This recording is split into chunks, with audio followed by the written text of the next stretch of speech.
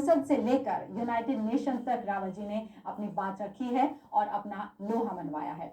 ऐसे वक्त में जबकि दुनिया को सबसे ज्यादा शांति की जरूरत है, उस दौरान रावत जी हमारे साथ स्टूडियो में मौजूद हैं और ये हमारी खुशकिस्मती ही है। हमारी कोशिश ये होगी कि इस प्लेटफॉर्म से हम रावत जी के संदेशों को उन लोगों तक पहुंचाएं जो अब तक इनके संदेशों से वंचित रह गए हैं किसी भी कारणवश। तो प्रेम जी का स्वागत करते हैं एक बार फिर से स्टूडियो में। प्रेम जी, बहुत बहुत स्वागत है आपका हमारे स्टूडियो में। बहुत बहुत धन्यवाद यहाँ मेरे को मौका देने का, अपनी बात आगे रखने का। प्रेम जी, क्योंकि कहा यह जाता है कि दुनिया भर में आप शांति का संदेश फैलाते हैं, कैसे आप ये करते हैं? क्योंकि पीस जो है, शांति जो है, वो नीड ऑफ आवर है, आज की ज़रूरत है। दुनिया भर में हम देख रहे हैं कि किस तरीके से सब कुछ हो रहा है, वायलेंस बहुत ज़्यादा देखी जा रही है। तो ऐसे में आप कैसे उस यूथ तक या उन बुजुर्गों तक, उस जनरेशन तक अपनी बात पहुंचाते हैं कि शांति बनाकर रखी जाए? कैसे मुमकिन है ये?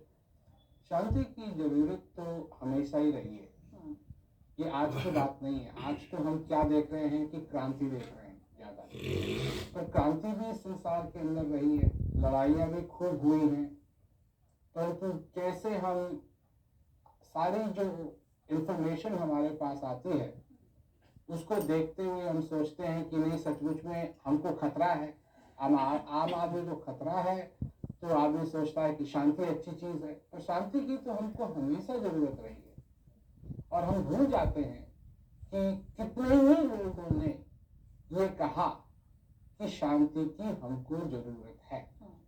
अपने आप को जानो, अपने आप को पहचानो, ये सोक्रेटिस का स्टेटमेंट था। लेकिन बावजूद उसके वो मैसेज स्प्रेड क्यों नहीं हो पाया? क्योंकि जब मैं लोगों के पास जाता था, जब मैं 4 साल का था, लोगों से मैं शांति की बात करता था, तो लोग मेरे पे हंसते थे। उसके बाद जब मैं जाता था लोगों के पास, 11 साल का, 12 साल का, मैं लोगों को सुनाता था, लोग मेरे पे हंसते थे। ये हमको शांति की जरूरत नहीं है, हमको धन दो, हमको दौलत दो, हमको सक्सेस दो, हमको ये दो, हमको वो दो। परंतु आप अच्छी तरीके से जानते हैं कि अगर कोई लापरवाही से अपने घर को रखे, लापरवाही से चूल्हे में आग लगाए, तो ये मुनासिब है कि सारा घर जलने लगे। जब शांति का ध्यान लोगों का उस समय नहीं था, आज जो हो रहा है ये आज चालू नहीं हुआ है, इसकी बुनियाद और इसके बीज बहुत समय पहले पड़े हुए हैं। ये कई तो अधूरी लड़ाइयां हैं जो अब तक लड़ी जा रही हैं। जो मनुष्य समझता है कि हम लड़ करके किसी चीज को पालेंगे, वो सत्य नहीं है।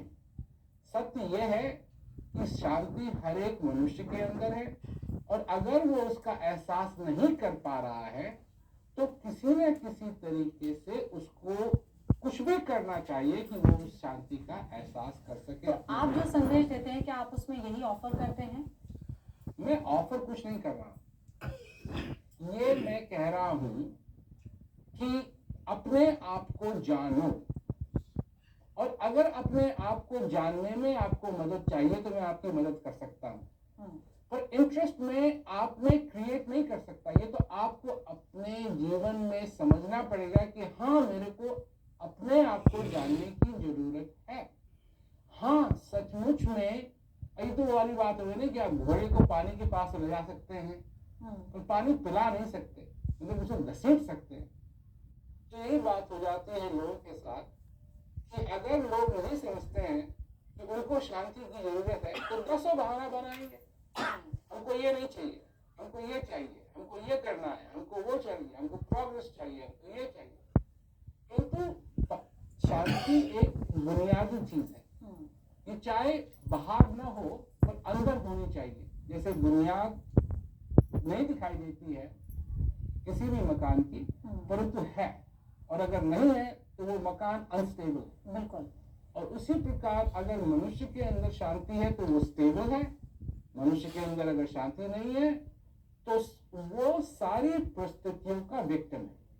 तो शांति आप कह रहे हैं कि सबके अंदर है, लेकिन लाइफस्टाइल हमारा ऐसा हो गया है कि हम स्ट्रेस्ड आउट रहते हैं, या हमारे ऊपर बहुत तरह के दबाव हैं, वो एक बड़ा कारण है कि शांति को लेकर जितना गंभीर हमको होना चाहिए हम वो नहीं है। हम बात करते हैं लेकिन एक्चुअली उसको इनकलकेट कैसे किया जाए या जो हमारे अंदर है उसको जागृत कैसे किया जाए, इसके ऊपर हम मेहनत नहीं करते हैं।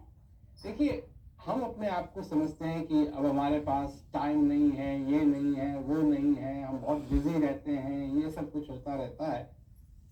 परंतु अगर वास्तविक के रूप से देखा जाए तो मनुष्य है।